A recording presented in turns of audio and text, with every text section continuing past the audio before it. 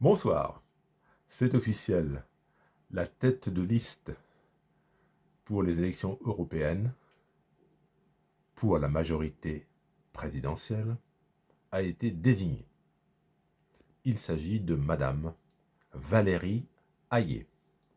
H-A-Y-E-R. J'avoue que je me pose des questions.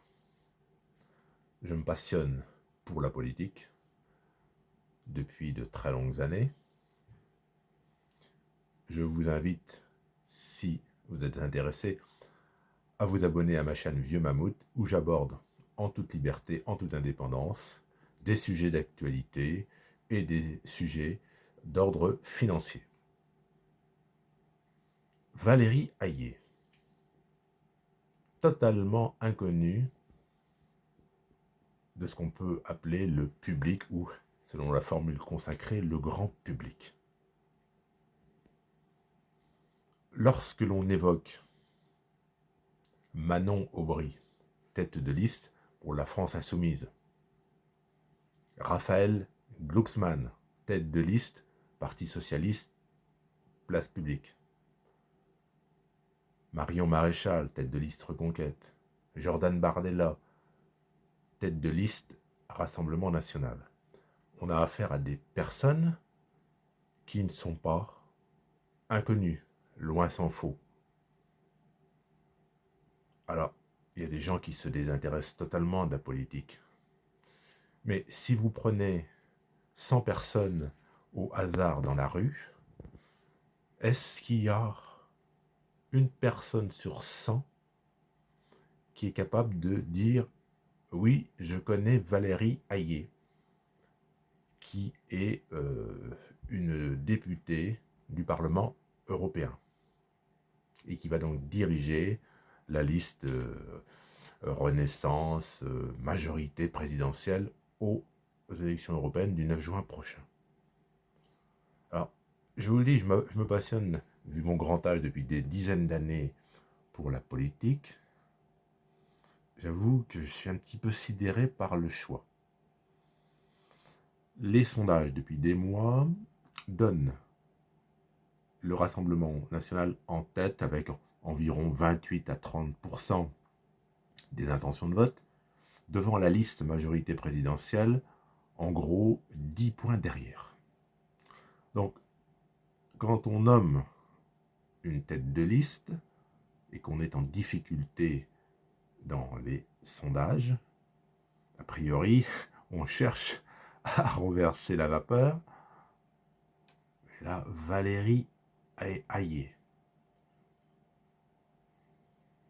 Je lui souhaite bien du courage.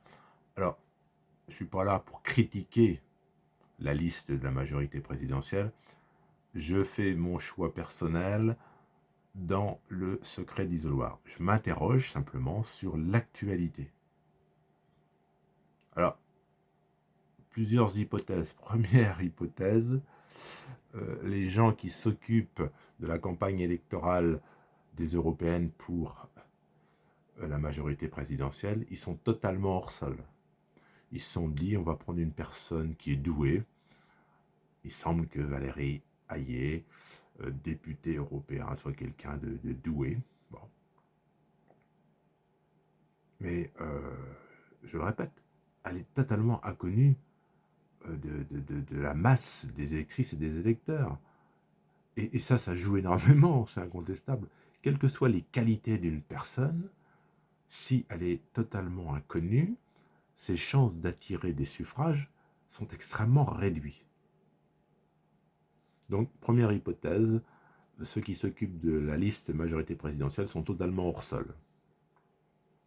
Deuxième hypothèse, et j'avoue que personnellement, c'est l'hypothèse vers laquelle je penche, les conseillers du président de la République considèrent que les élections européennes sont d'ores et déjà perdues. Et parmi les différentes personnalités qui ont été contactées pour être tête de liste, toutes ces personnes se sont défilées. notamment ceux qui lorgnent sur l'élection de 2027, l'élection présidentielle. Bruno Le Maire avait été pressenti pour être tête de liste aux européennes. Non, non, non, non, non, non, merci, il fait savoir. Non, non, non, non. Parce que il est bien évident que quelqu'un qui a des prétentions pour l'élection présidentielle de 2027, s'il prend une claque en tant que tête de liste aux élections européennes de 2024, c'est très très très mauvais pour lui. Et donc je pense que c'est ce qui explique qu'aucune personnalité connue du grand public n'est finalement tête de liste pour la majorité présidentielle aux élections européennes. Je me souviens, c'était dans les années 90, Michel Rocard avait été tête de liste aux élections européennes pour le Parti socialiste. Et il avait fait un résultat très médiocre, notamment concurrencé par une liste de gauche emmenée par Bernard Tapie. Et à l'élection présidentielle suivante, si j'ai bonne mémoire, c'était l'élection présidentielle de 1995, eh bien, ce n'est pas Michel Rocard qui a été retenu par le Parti socialiste pour être le candidat à l'élection présidentielle, mais Lionel Jospin. Donc je pense que c'est ça qui est derrière la nomination de Valérie Hayé. Aucune personnalité ne voulait aller au casse-pipe, et donc il a bien fallu trouver quelqu'un.